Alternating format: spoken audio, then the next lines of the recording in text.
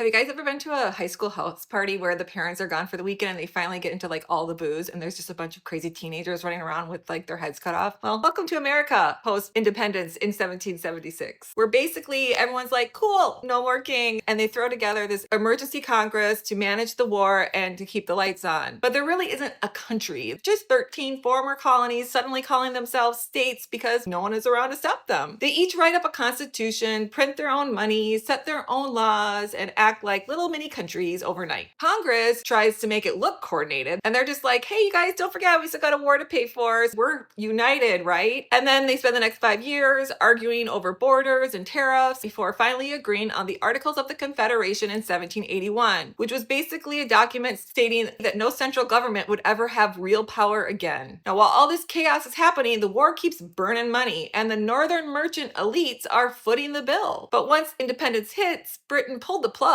on that sweet trade network, and the North is bleeding out cash. But the South, they're fine. They're just running their slave-based economies that, because of global demand, are actually making more money. They don't have war debt, no incentive to be united. So when the North says, hey, we need to meet to fix this disaster, all the states were like, nah, we're good. We don't need to change anything. So the state level elites go after what would be today's equivalent of the middle class. They start seizing land from veterans and farmers to pay for the war debt, and then they come home to find that their property got legally taken away while they were fighting for the very government now bankrupting them. Yes, the irony in this is very loud. So then the war ends and everything pretty much snaps. And this leads into the Shays Rebellion in Massachusetts, where the regular people united together to rise up against the elites who wrecked them. And then the elites panic because suddenly they realize that they've spent so much time obsessing over tyranny from the government that they forgot that the real threat is when common people unite to get something done. So now those same men who swore they would never create a strong national government are like, we need to meet, like, now. And this time everybody shows up except for Rhode Island, because the South is becoming terrified that slavery might actually get challenged because of all the revolts that were happening. So they meet up in Philadelphia and sit down and say, we need to figure out a system that controls people without making it look like we're doing exactly what we just rebelled against. But half of the states refuse to give up sovereignty because that is their only power, and the country is basically this split between the North and the South. So why didn't we split? Well, because neither half would survive on its own. It was either give up everything or give up their souls to keep what they wanted. So came the compromise. And that compromise is what shapes the entire structure of this country to today. Who it empowered, who it excluded, and why we the people only apply to about 6% of the population. So make sure to follow and stay tuned as I discuss the creation of the US Bible. I'm sorry,